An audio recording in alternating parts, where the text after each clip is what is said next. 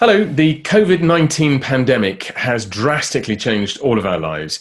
We're spending much more time at home, often online, and unfortunately, perhaps inevitably, that creates opportunities for cyber criminals to exploit individuals and businesses. So what is Fidelity doing in response? Adam Haylock is Fidelity's head of global cyber and information security. Adam, thanks for joining me.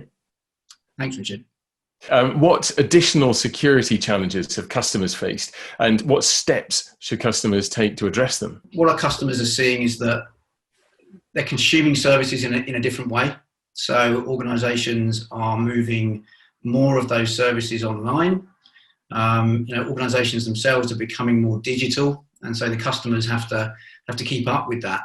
So some of the differences are, they might have been used to filling in paper forms or wet signatures. And now there's this getting used to new user journeys, new ways of doing business, with their service providers. And of course, that increases the opportunity for cyber criminals. And we've got to be careful with our customers, because as the cyber criminals become more aware of those digital journeys and the opportunities it presents, then those customers start to become more targeted. So it might be, fraudulent phone calls or fraudulent emails.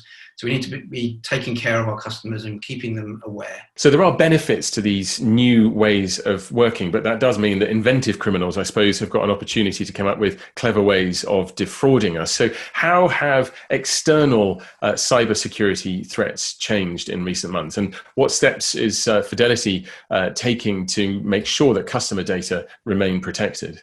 It's a fact that cyber criminals will look to take advantage of any crisis situation like this. So what we're seeing is using the pandemic as a hook in phishing campaigns, infecting health websites, fake applications, fake apps, and an uptick in kind of destructive attacks that are looking to take advantage of organisations that are already facing disruption. But this move to kind of new ways of working and working from home is really just accelerating the digital journey that a lot of organisations would already have been on. And we certainly were already kind of way down that path. So the advantage for us when it came to 95%, 98% of the workforce working from home is that we already had secure, robust, good secure solutions for our employees to securely connect back to the office, back to the data centres. But where we had to change probably is around the monitoring of different working patterns. So the 9 to 5 day is probably gone. You've got people working 7 to 9, maybe a bit in the middle of the day, working into the evening. So where we do some of that tracking and monitoring of employee behaviour, we have to relearn what normal looks like. So there's an example where we've had to change.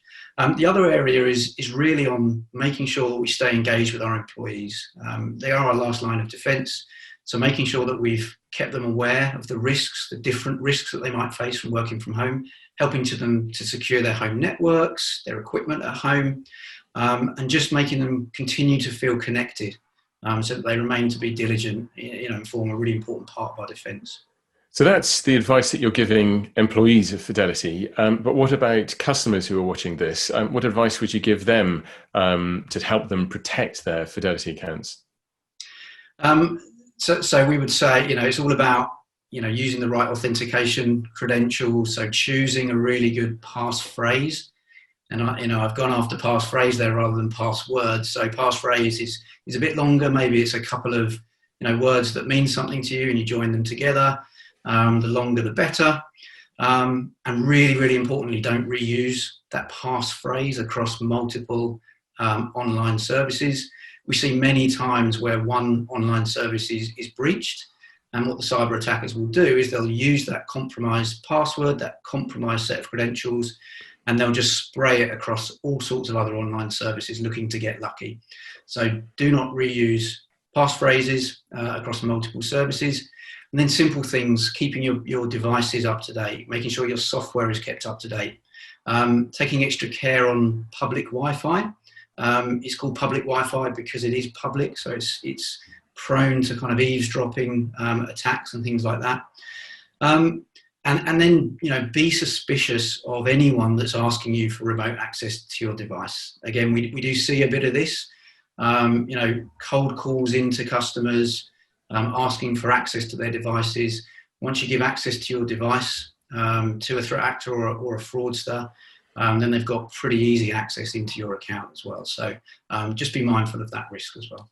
Okay. And do you have any more general security tips for people watching this to help them keep their own information secure? Yeah, there are so many. I'll try and pick out some key ones. So, be careful what you share. I'm always pretty amazed when I look across kind of social media how much people are willing to share about their personal identity and their personal lives. So be careful what you share, because all of that that's out there in the public domain can be used against you in identity theft and fraud. Just keep up to date, so know what the scams are. Some of the references we've given today, check the online references. There's some great information on the Fidelity websites as well. And just be a bit suspicious. So it's easy for me in my role because I'm suspicious quite a lot of the time. But if you can just bring that into your everyday thinking, and just think once or twice before you're clicking on things. And again, if things look too good to be true, they're probably not good. Well, Adam Haylock, Fidelity's cybersecurity expert, thank you very much indeed, with some very practical advice there. And thank you for watching. Goodbye.